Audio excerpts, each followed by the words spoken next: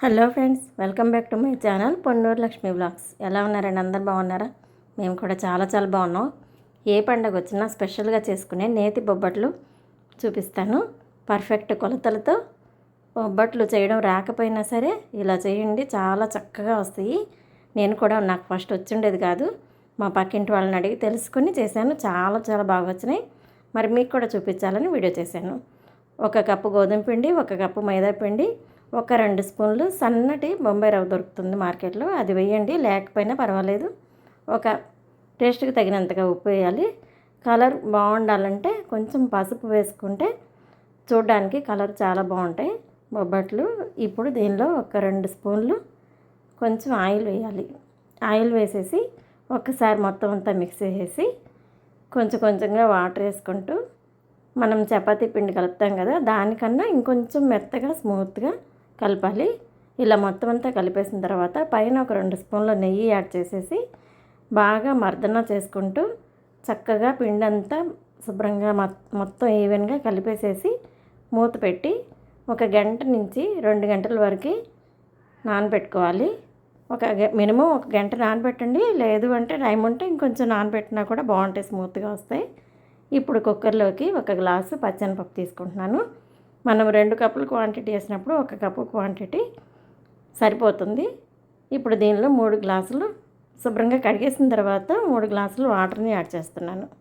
ఇలా 3 గ్లాసులు వాటర్ వేసేసి చక్కగా ఒకసారి అలా సర్దేసుకొని మూత పెట్టుకొని స్టవ్ మీద పెట్టి 5-6 విజిల్స్ రానివ్వాలి. ఒక 5-6 విజిల్స్ వచ్చిన తర్వాత స్టవ్ ఆఫ్ చేసేసి చల్లారిపోయిన తర్వాత ఒకసారి మూత తీసి చూసుకోండి. మెత్తగా చక్కగా ఉడికిపోయినాయి. ఇప్పుడు ఈ వాటర్ అంతా వంపేసుకోవాలి. ఎక్స్ట్రా వాటర్ అంతా వంపేసేసుకోవాలి. వంపేసేసిన తర్వాత నేనైతే స్మాషర్తో స్మాష్ చేస్తున్నాను. మీరు మిక్సీలో బాగా మెత్తగా కావాలి అంటే మిక్సీలో వేసుకోవచ్చు. నాకు అంత మెత్తగా ఇష్టం ఉండదని చెప్పి నేను స్మాషర్తో స్మాష్ చేసేస్తున్నాను. ఇలా 1కి 1.5 బెల్లాన్ని రెడీ చేసి పక్కన పెట్టుకున్నాను. ఇప్పుడు దీంట్లో 1.5 కప్పు బెల్లం వేసేస్తున్నాను. తీపి కరెక్ట్గా సరిపోతుంది. మీకు ఏమన్నా సరిపోదు అనిపిస్తే మాత్రం ఇంకొంచెం వేసుకోండి, మీ తీపికి తగ్గట్టుగా. ఒకసారి స్టవ్ మీద పెట్టి సిమ్లో పెట్టేసేసి కొంచెం సన్నగా ఇలా తిప్పుకుంటూ ఉంటే బెల్లం కరుగుతుంది. బెల్లం అంతా చక్కగా ఇలా కరిగిన తర్వాత 1/2 స్పూను యాలకుల పొడిని ఇందులో వేసుకోవాలి. ఇది ఇంట్లో రెడీ చేసి పెట్టుకున్న యాలకుల పొడి. దీనిలో ఇలా వేసుకోవచ్చు. 2 స్పూన్లు నెయ్యిని కూడా వేసేసుకుంటే మనకి పని తొందరగా అవుతుంది, చాలా ఫాస్ట్గా దగ్గర పడుతుంది. ఈ పిండి అంతా, ఈ లోపల స్టఫ్ అంతా చక్కగా దగ్గర పడిపోయి ఇలా తొందరగా ముద్దకి రెడీ అవుతుంది. చల్లారిపోయిన తర్వాత మన సైజుకు తగ్గట్టుగా ఉండలన్నీ చేసుకొని పక్కన పెట్టుకోవాలి. ఇలా అన్నీ రెడీ చేసుకొని పక్కన పెట్టుకోవాలి. ఇలా ఫస్ట్ ముద్దలు చేసి పక్కన పెట్టుకుంటే మనం ఇంక ఈ పిండిలో చేయి పెట్టాల్సిన అవసరం ఉండదు. స్టఫ్ చేసుకునేటప్పుడు మనకి పని ఈజీ అవుతుంది. ఇప్పుడు అవన్నీ రెడీ చేసేసి పెట్టేశాను. ఈ పిండిని ఇంకొకసారి కలిపేసేసుకొని కొంచెం కొంచెంగా తీసుకొని ఇలా మనకి బటర్ పేపర్ దొరుకుతుంది కదా, ఆ బటర్ పేపర్ మీద కొంచెం నెయ్యిని అప్లై చేసేసి ఒకసారి చపాతీని మందంగా కొంచెం సైజు పెద్దగా సర్దుకోవాలి. ఇలా చేసేసుకొని ముద్దను పెట్టేసేసి మొత్తం కవర్ అయ్యేలాగా కవర్ చేసుకోవాలి. ఇలా కవర్ చేసేసి ఎక్స్ట్రా ఏమన్నా పిండి ఉంటే పక్కకు తీసేసి తిప్పేసుకోవాలి. నాకైతే సరిపోయింది. మీకు ఏమన్నా ముద్ద ఎక్కువ అనిపిస్తే మాత్రం పిండి ఎక్స్ట్రాది తీసేసుకోండి.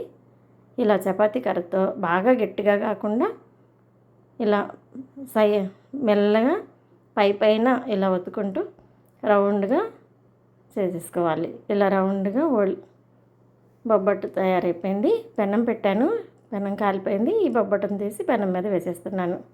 ఇంతేనండి, చాలా సింపుల్గా చేసేసుకోవచ్చు. నా దగ్గర కరిగిన నెయ్యి ఉంది, ఆ కరిగిన నెయ్యి వేసేసాను. మళ్ళీ ఆయిల్ వేసాను అనుకోకండి. ఇలా చక్కగా 2 వైపులా తిప్పుకుంటూ కాల్చేసుకుంటే ఇలా ఉంది. చూసారా బొబ్బట్టు? చూస్తుంటేనే నోట్లో నీళ్ళు వచ్చేస్తున్నాయి. ఇలా అన్నీ ఈవెన్గా రెడీ చేసేసుకోవాలి. మనకి పని తొందరగా అయిపోతుంది. ముందు రోజే ప్రిపేర్ చేసుకోవాలని కంగారు పడక్కర్లేదు. ఇలా చేసేసుకోండి. బొబ్బట్లు అయితే చాలా బాగా రెడీ అయిపోతాయి. నాకైతే ఈ పిండికి ఒక 15 బొబ్బట్లు వచ్చినాయి. బొబ్బట్లు ఎలా ఉన్నాయో మీరు కూడా తయారు చేసి కామెంట్ సెక్షన్లో కామెంట్ చేయండి. మీ ఫ్రెండ్స్ అండ్ ఫ్యామిలీ మెంబర్స్కి షేర్ చేయండి. వీడియో నచ్చితే లైక్ చేయండి, సబ్స్క్రైబ్ చేసేయండి.